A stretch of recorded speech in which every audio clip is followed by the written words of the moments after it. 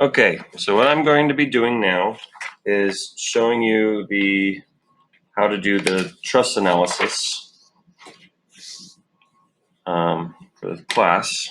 I usually do this in front of the class on the board, but this will be for those who were absent or those who would like to see it again. Okay, so let's go ahead and start out by drawing the what it looks like. Okay, so here's problem number 1.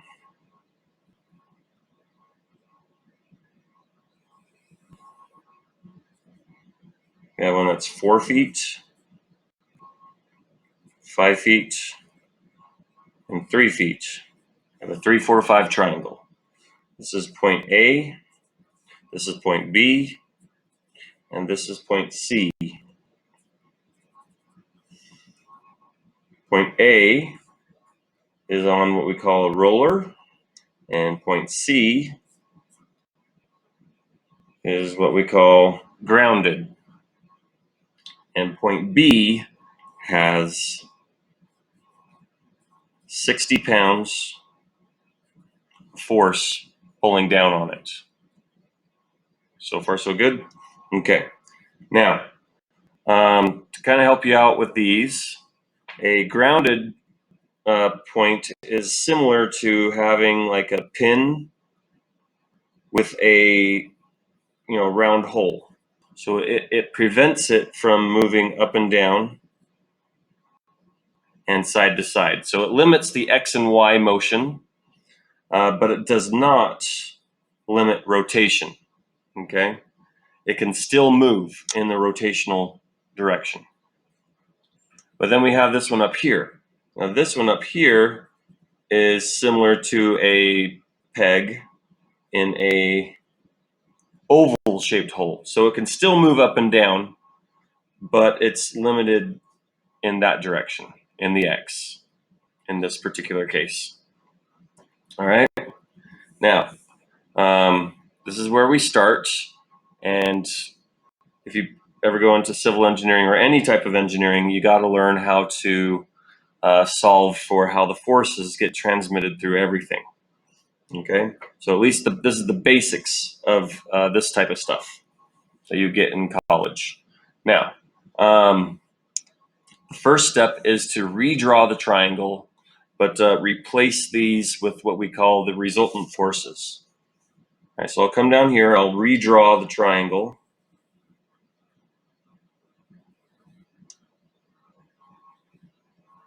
Okay, a little bit off there. All right. All right, so we have the force coming down, and that's 60.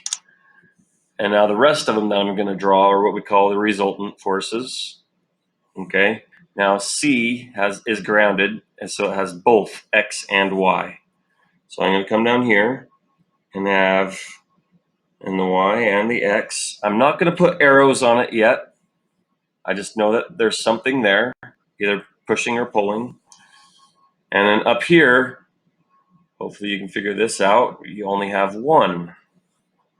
Okay, so we only have 1 coming off of that. All right, now let's look at the equations that we use.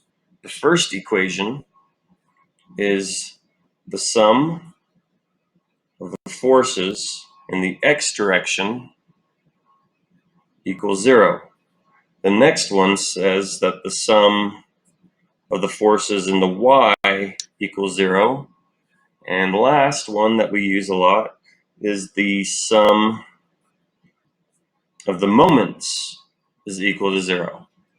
A moment, for those who have never heard of that, is the same as torque. It's a rotational force. So a moment is like clockwise or counterclockwise in direction. Y is up and down, and X is side to side. Okay, so all those forces are going to equal 0. if you add them all up, because we assume that this is not moving. Because if it's moving, it's breaking or something like that. All right, so you have to, the hardest part about this is learning which one to look at first. Okay, so I'm going to kind of walk you through that, and hopefully it'll help you out. As you learn about this, it helps you more and more. I'm going to use y because I only have one unknown in the y. I have two unknowns in the x, so that's why I'm choosing this one. So basically, this one uses common sense, saying if I have something pointing down, then I should probably have something pushing back up. That is the exact same, so that they fight each other and cancel each other out. If you use vector addition, you just end up right back where you started, which means it would be 0. All right, so now we need to move on. We can't use the forces in the x because there's two unknowns, but if we use what we call a moment, then we only have one unknown up here. Okay, because we're going to pretend that this right here is our pivot point. If we make this our pivot point, something pushing right on it isn't going to rotate it. Neither is this one. So these ones don't matter. It only looks at these two. If we use a moment, then we need to remember how long these pieces are. Okay, 3 feet and 4 feet. The reason why is because you have a different amount of leverage depending on how long it is. Let's talk about that just a little bit more up here. Let's use another example. Okay, let's pretend you have a wrench. I'm going to draw a real simple one here. I know it's not accurate, but bear with me here.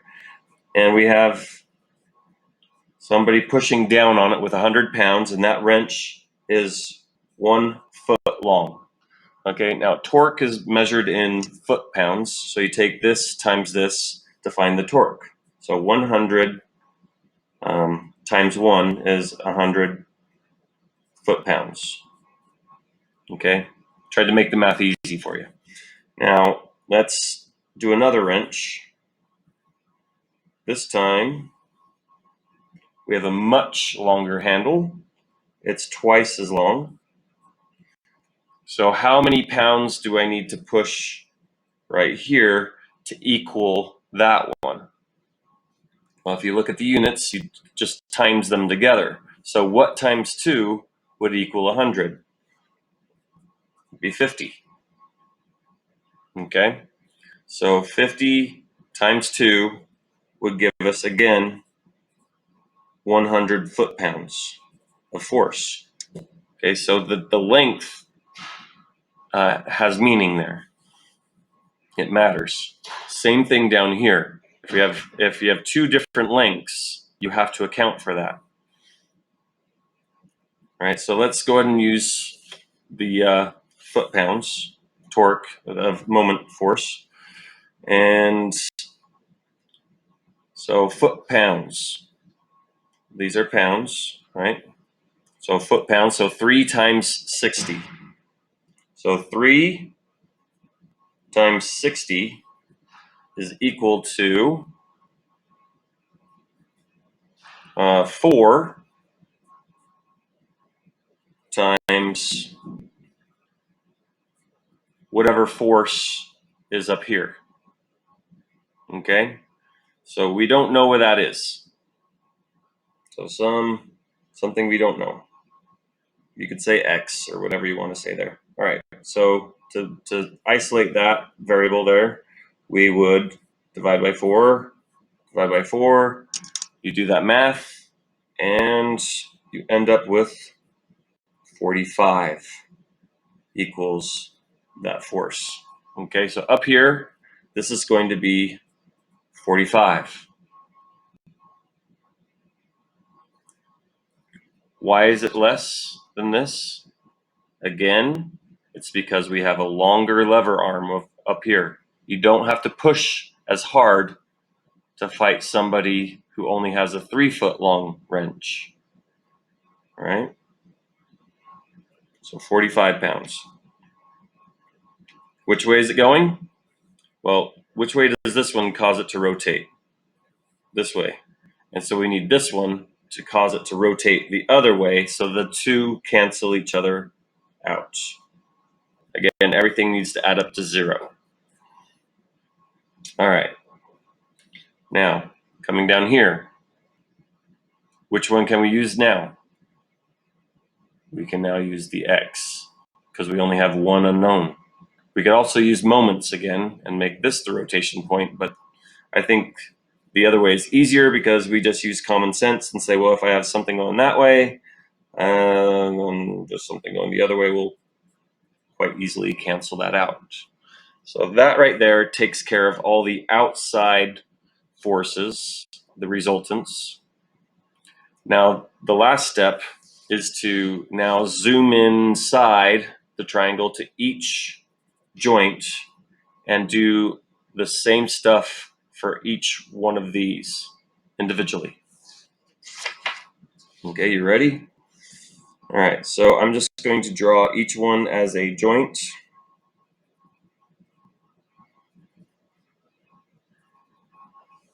Okay, and we're going to reuse all these arrows.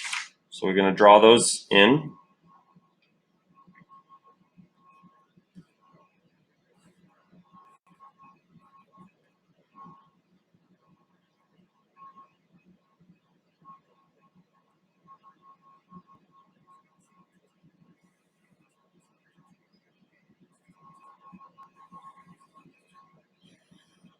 Okay, now the other thing that we know is that forces are going to act directly in line with all the members. So we draw arrows. Well, I'm going to draw them without the arrowheads. We're going to draw in these like this. So those are all the possible directions that forces can act. But they have to cancel each other out. And we're going to zoom in to just one of these. You're going to ignore the other ones, and we're just going to look at this one spot. Okay? And this one is super easy because if we look at our y, there's only one other in the y. So this one's really easy to figure out. It's just going to be 60 pointing down. Now, one cool thing is once you figure out what's coming down this way, it mirror images up above it. So that figured out that one too. Then we have 45 here, and only one other in the x direction, so we have to fight it going the opposite direction. And therefore, it's 45, and it's going to mirror image going this way. Now we only have one left, but this one is going to be a little bit harder because it is at an angle. Okay, now let's use our vector math skills. Hopefully you learned them in physics. And let's draw the two that we know. Okay, so we have our start point here. We have something coming down, and it's 60.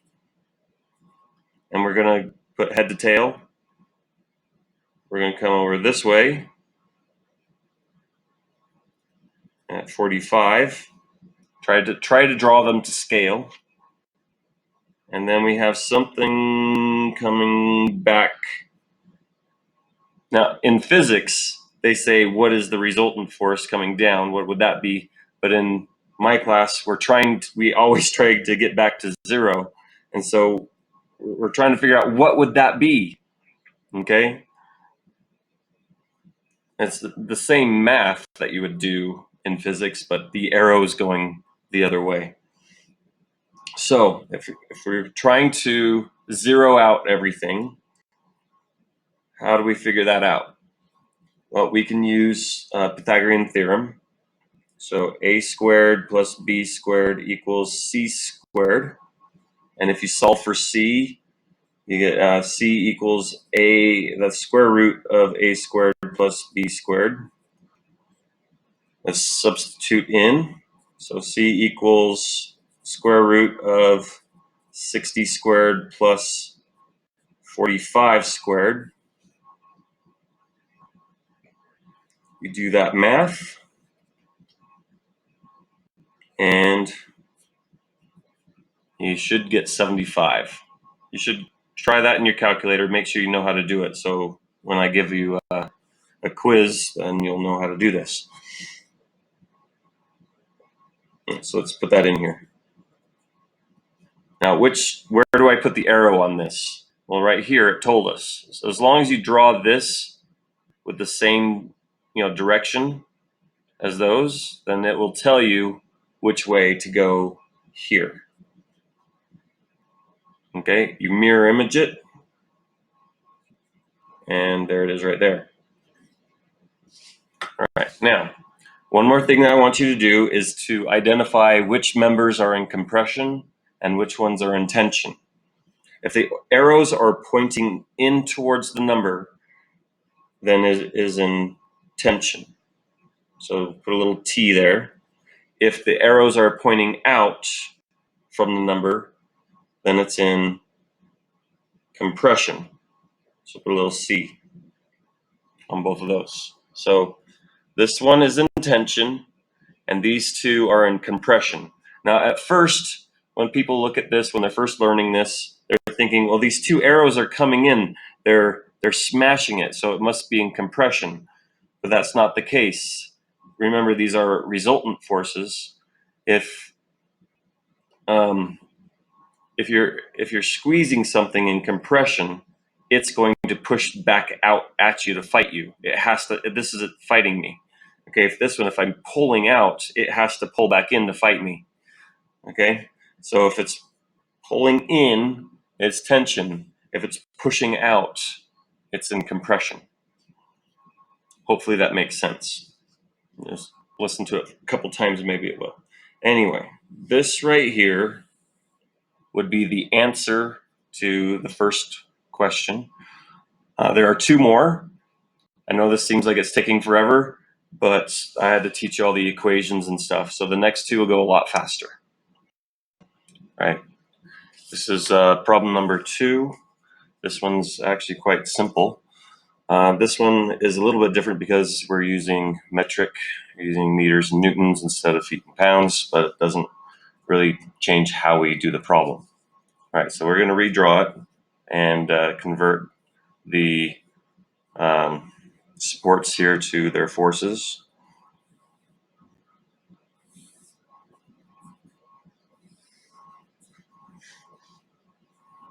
All right, so we have 100 here, and then we have arrow there, and then arrow up and down. Okay, so now let's use some of the forces in the X. So if we have some going to the left, then we can have some going to the right.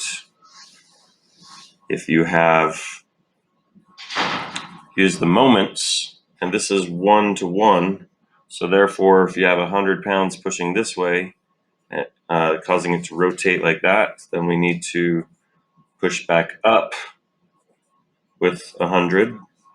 So that makes that one really simple because we don't have to worry about the difference in lever arm. And if we have 100 coming up, then we also must have 100 coming down.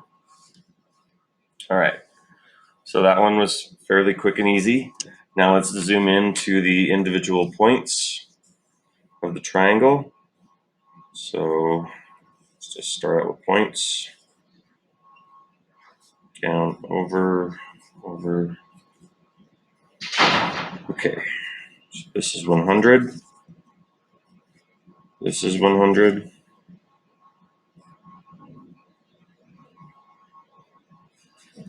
This is 100. This is 100.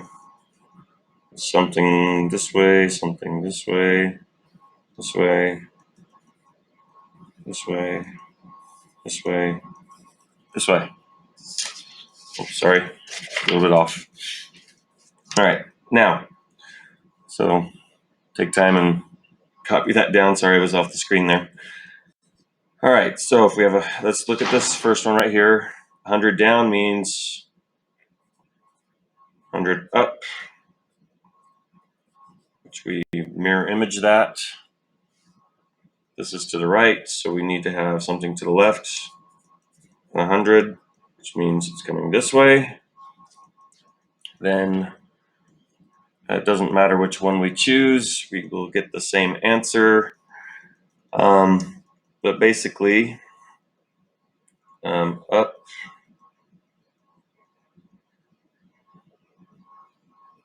and over and coming down. So this is 100, this is 100, and this we don't know.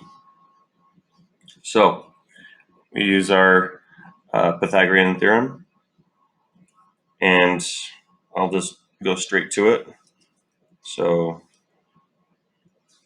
C equals square root of 100 squared plus 100 squared, and that gives us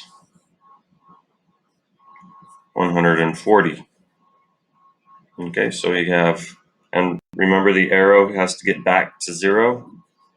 So this is going to be pointing this way, and this one's going to be pointing this way. Oh, that's wrong. 140. Now, one thing I want you to notice is that the forces, the 100, 100, 140, are just basically 100 times greater than these. The forces act within the triangle the same as the lengths of the triangle itself, which is really cool. Okay, so it's kind of a little trick there that you can use later on. Okay, so 140, 100, 100.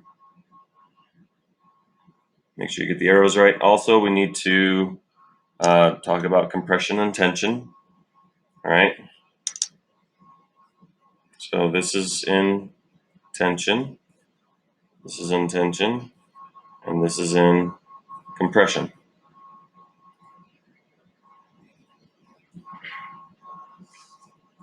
And that's the end of problem number 2.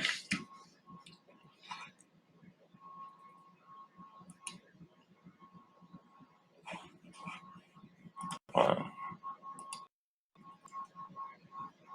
right, let's do problem number 3. This one's kind of interesting because it has a little bit different look to it. So first, let's draw it as a solid triangle.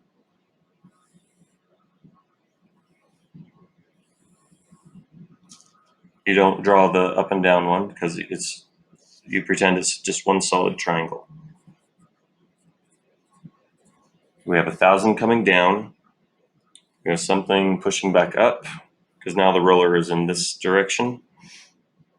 And then we have this one here that can push in 2 ways. But because this force is only in the y, then we only use this one. This one is 0. All right, now if you have 1,000 pushing down and you have 2 supports pushing back up, they're going to split that force between them. As long as it's directly in the middle, it'll be equal on both sides. If this force were to be slightly off to one side or the other, then it would be different, but they're the same. So it's going to be 500 and 500 pushing back up. Just like that. So this one's done. That was easy. Next one, a little bit more difficult, but not too bad. So we're going to look at the individual joints.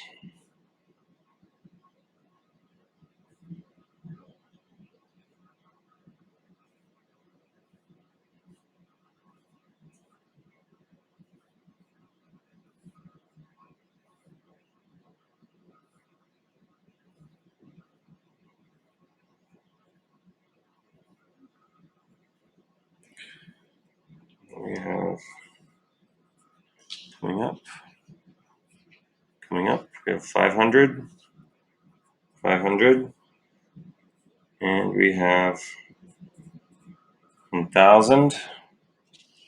We also have something in here. All right. So this one is interesting because we don't have a whole lot of information here. We can't really figure out this one because we don't have anything to compare it with. We only have the y. And this one right here, because it's at an angle, it has both x and y inside of it. Okay, so this right here, this force right here, right there, whatever that is, okay, whatever that is, it would be the same as the x and the y. Okay, so do we know any of those? Well, yes, we know the x. This is y. We know the y, and it is coming up at 500.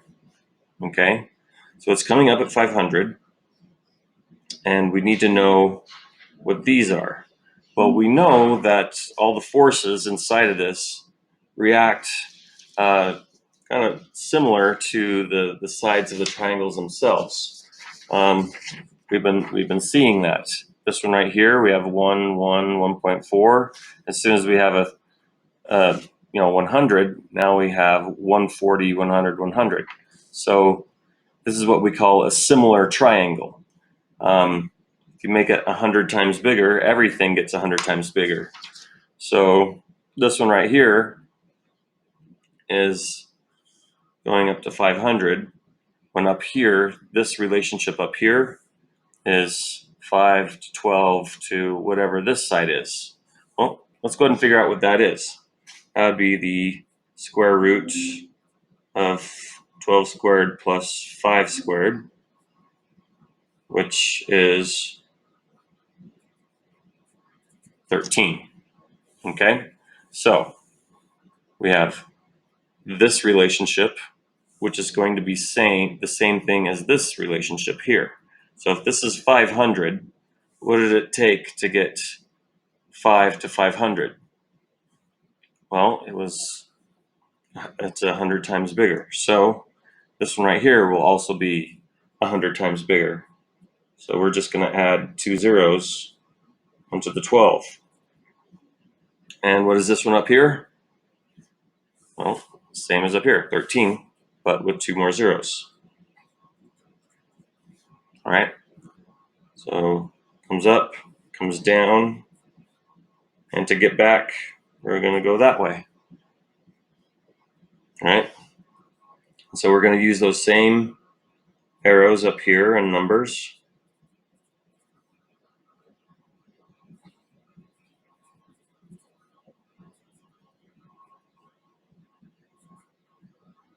All right, now this is identical over here, so it's basically going to be the exact same thing, but mirror image.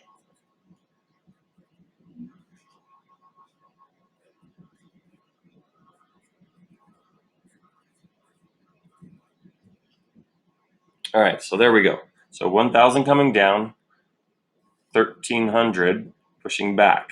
So that's kind of interesting that to fight 1,000 pounds, we have to have this pushing up at 1,300 and this pushing up at 1,300. The reason why they have to push so hard is because they're at a really bad angle. Okay, if we were to make it even worse, they go up even higher, up higher. If we were to bring them like this, they wouldn't have to work so hard because they'd be pointing directly against it. Okay, the angles matter, and I'm just teaching you some tricks here. There's much more complicated ways of doing this, but this is just the quick, easy way of figuring this out, or at least look at it real fast.